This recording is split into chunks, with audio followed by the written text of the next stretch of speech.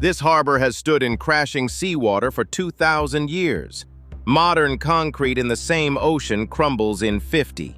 Built by the Romans, never repaired. And for centuries, no one could explain why it refuses to die. Concrete is the most used material on Earth. Modern engineers pour it by the billion tons, and it is failing. Bridges crack, foundations rust from within. Most modern concrete has a lifespan of 50 to 100 years. The Romans had no such problem. Their concrete is still standing, in harbors, under the sea, holding up domes that have never been rebuilt. But there was one problem. For centuries, no one knew how they did it.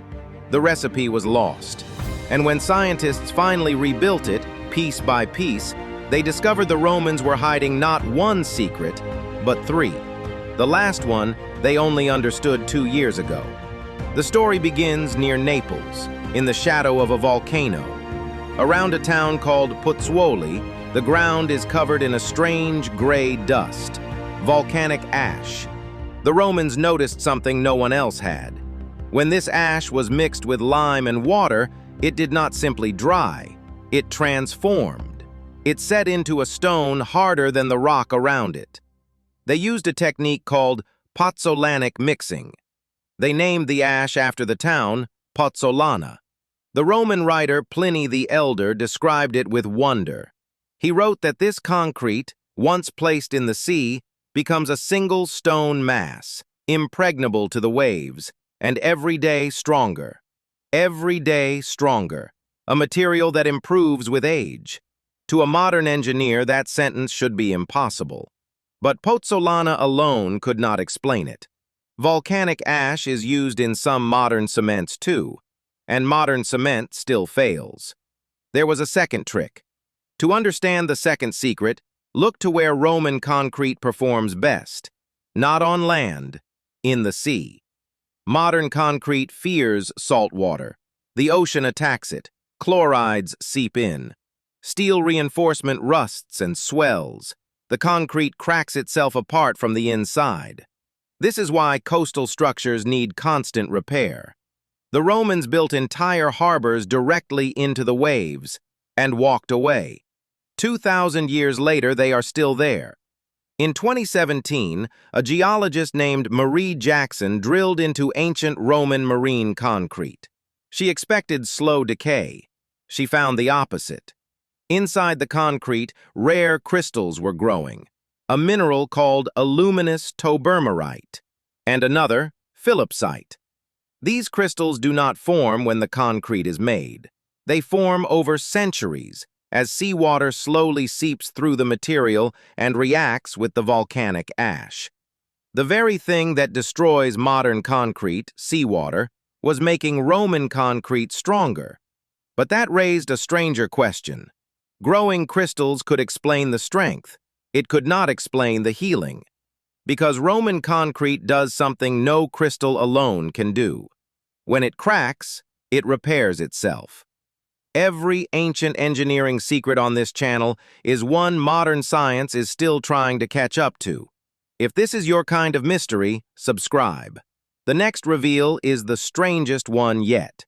For decades, scientists studying Roman concrete kept finding something strange. Small white chunks, scattered all through the material, millimeters wide. They are called lime clasts. And for years, everyone agreed on what they meant. Sloppy work. Proof that the Romans mixed their concrete badly. Poor quality control. A flaw.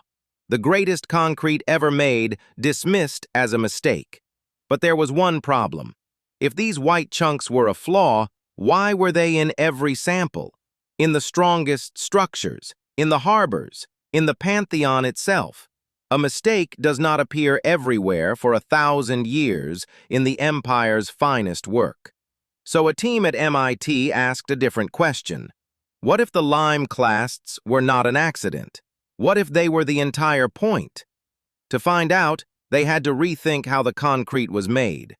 And they realized the Romans never used the gentle method modern builders assume.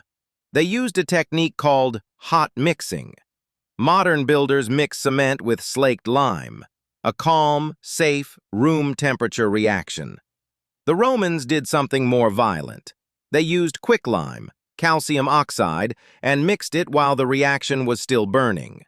Hot mixing reaches temperatures that would alarm a modern engineer, and it leaves behind those white chunks, the lime clasts. For 2,000 years, the clasts sat inside the concrete, waiting, doing nothing, until the concrete cracks. Here is what the MIT team discovered in 2023.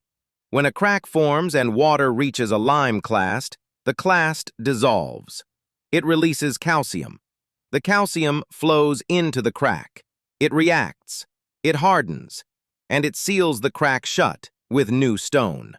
The concrete heals itself. The researchers proved it in the lab. They made concrete the Roman way, cracked it on purpose, and ran water through the fracture.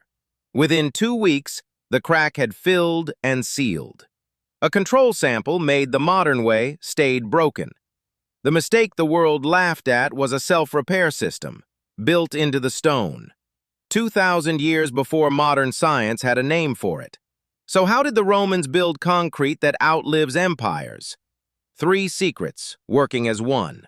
First, pozzolana, volcanic ash that sets into stone and hardens even underwater. Second, the sea itself. Seawater feeds the concrete, growing rare crystals that make it stronger over centuries.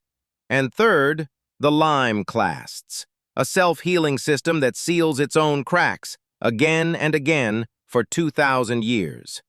The Romans did not have chemistry. They had no microscopes, no theory of minerals.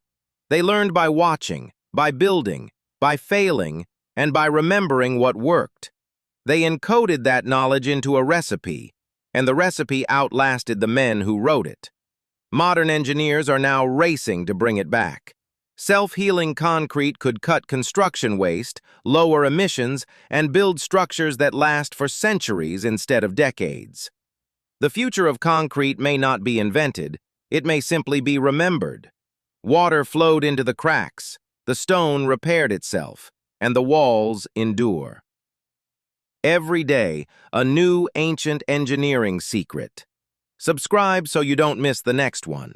Because the Romans were not the only ones who built the impossible. Next, how the engineers of a lost civilization cut stone so precisely that a knife blade cannot fit between the blocks. And why, to this day, no one can prove how they did it.